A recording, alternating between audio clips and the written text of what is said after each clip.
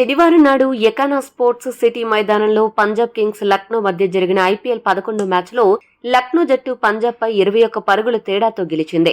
Points టేబుల్లో తన స్థానాన్ని మెరుగుపరుచుకుని 5వ స్థానానికి చేరుకుంది. ఇక ఈ ఓటమితో పంజాబ్ జట్టు 6వ స్థానంలో నిలిచింది. ఈ రోజు మ్యాచ్ హైలైట్స్ విషయానికొస్తే ఇరు జట్లు ఆది నుండి మంచి పోరాట పటిమ కనబరచడంతో మ్యాచ్ ఆద్యంతం రసవత్తరంగా సాగింది.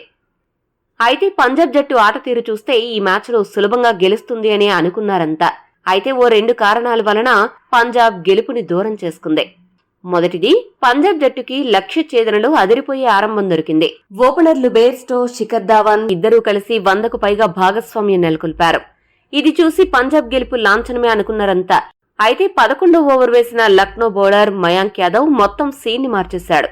అతడు బంతి అందుకున్నప్పటి నుండి షార్ట్ బాల్స్ తో వీరిద్దరిని ఇబ్బంది పెట్టాడు.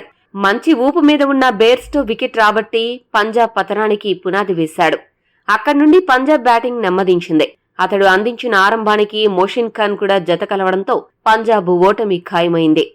ఇక రెండో కారణం, పంజాబ్ జట్టు భారీ హిట్టర్ లియామ్ లివింగ్స్టన్ ఫీల్డింగ్ సమయంలో గాయపడ్డంతో అతడు బ్యాటింగ్ సమయంలో తనదైన శైలిలో ఆడలేకపోయాడు.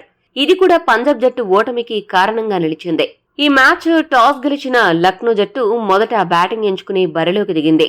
లక్నో ఓపెనర్లు డికాక్, రాహుల్ ఇద్దరు మ్యాచ్ను చక్కగా ప్రారంభించారు అనుకునేలోపే హర్షదీప్ సింగ్ బౌలింగ్లో బేర్స్టోకి క్యాచ్ ఇచ్చి రాహుల్ కేవలం 15 పరుగులు మాత్రమే చేసి పెవిలియన్ చేరాడు.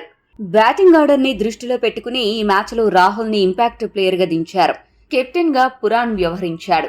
అయితే ఇంపాక్ట్ ప్లేయర్ గా వచ్చిన రాహుల్ ఆశించిన మేర రాణించకపోవడం గమనార్హం. ఇక 3వ స్థానంలో వచ్చిన దేవదత్ పడిక్కల్ వస్తూనే 2 4లు కొట్టి కుదురుకున్నాడు అనుకునే లోపే ఆవేశంలో అనవసరమైన షాట్ ఆడి 9 పరుగులకే వికెట్ చేజార్చుకున్నాడు. దీంతో పవర్ ప్లేలోనే లక్నో 2 కీలక వికెట్లు కోల్పోయి కష్టాల్లో పడింది. ఇక 4వ స్థానంలో వచ్చిన మార్కస్ స్టోయినిస్ 2 భారీ సిక్సర్లు కొట్టి ఊపు మీద కనిపించాడు. ఇక అదే ఊపులో 3వ సిక్సర్ కి ప్రయత్నించాడు. అయితే రాహుల్ చాహర్ తెలివిగా బౌలింగ్ చేసి స్టోయినిస్ ని బోల్తా కొట్టించాడు. ఒకవైపు వికెట్లు పడుతున్నా ఓపెనర్ డికాక్ మాత్రం ఓపిగ్గా ఆడుతూ స్కోరు వేగం తగ్గకుండా బ్యాటింగ్ చేశాడు. 54 పరుగుల స్కోరుని జట్టుకి అందించాడు. ఇక స్టోయినిస్ అవుట్ అయ్యాక క్రీజులకు వచ్చిన పురాణ్ మాత్రం ఆకాశమే హద్దుగా చెలరేగిపోయాడు. ముఖ్యంగా రాహుల్ చాహర్ బౌలింగ్ ని ఉతికేశాడు. అలానే చివర్లో వచ్చిన కృణాల్ పాండ్యా కూడా దాటిగా ఆడడంతో లక్నో జట్టు 199 పరుగులు చేసింది.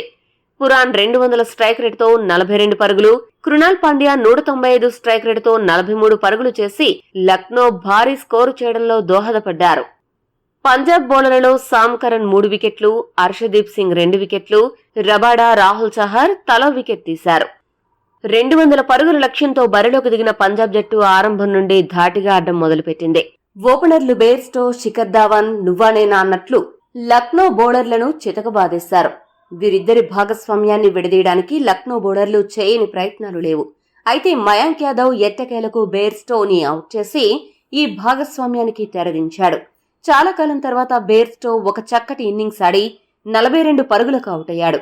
ఆ తర్వాత వచ్చిన జితేష్ శర్మ చేసింది 19 పరుగులే అయినప్పటికీ ఉన్న కాసేపు 2 6లు 1 4తో అలరించాడు. ఒకవైపు వికెట్లు పడుతున్నా మరోవైపు ధావన్ మాత్రం ఒంటరి పోరాటం చేశాడు.